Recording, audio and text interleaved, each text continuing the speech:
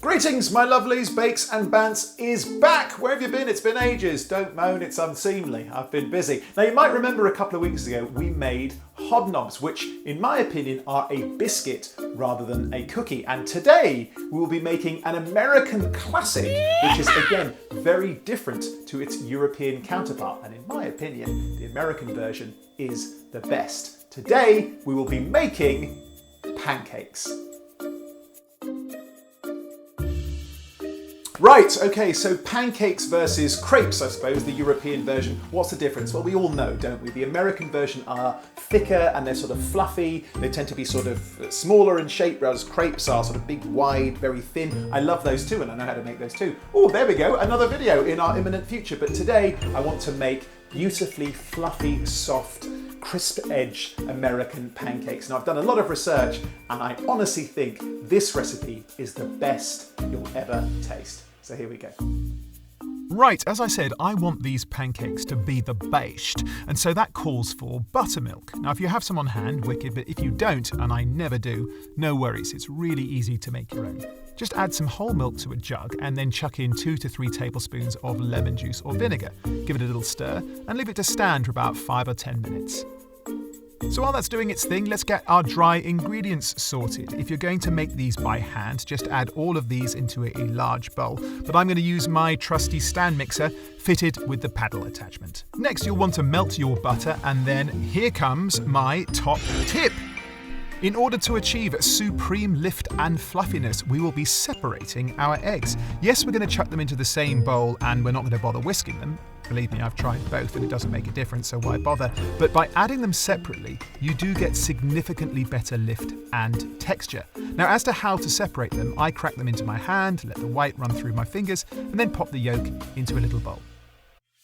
Right, our buttermilk should be good to go now, and as you can see, it has a little wiggle, wiggle, wiggle to it. Perfect! Add the melted butter and the egg yolks to the buttermilk, then whisk them together with a fork.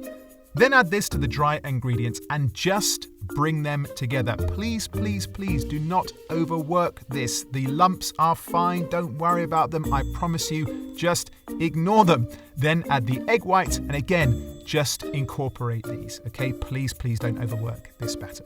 Now, if you're using a stand mixer, again, I would use the little paddle attachment, but if you're doing it by hand, just use a rubber spatula. Right, that's it. The batter is done, apart from this one step, and it will require a little discipline. Before we cook our pancakes, please just leave the batter to rest at room temperature for about 20 minutes. It'll make all the difference, I promise you. Okay, which pan is best? Yes, you can use a good quality non-stick frying pan like this. It'll be fine, it'll give you good, even results. A heavier based pan, like this one, is even better as it can get hotter and it will give you a lovely, dark, crispy edge to your pancakes. But the champion of this contest undoubtedly is cast iron. If you have one, use it. You will achieve superb crispy edges, and the rough, uneven texture of the cast iron will give you beautiful cragginess, which will soak up lots of butter and maple syrup. Oh, wonderful. Okay, so pop your cast iron skillet or your frying pan onto a medium-low heat and pop in a knob of butter. Now, once that's melted, it is time to add the pancake mix. I find that 1/3 of a cup scoop makes the perfect size. You want to cook this for about 2 to 3 minutes until you can see little bubbles forming on the top of your pancake, as you can see here. Then flip it over and cook for about another minute or so. And would you look at that, ready for butter, maple syrup, bananas, berries, chocolate chips, whatever your little heart desires.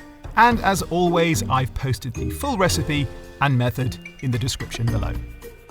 Wicked, breakfast of champions, pancakes. We smashed it, they're done. I do hope you'll give these a try. It's crazy to think that some of our favourite brunch spots and stuff will charge like $15, $16 for a plate of pancakes. When you can make them yourself at home, they'll be better for pennies. Do give them a try, and I'll see you next time.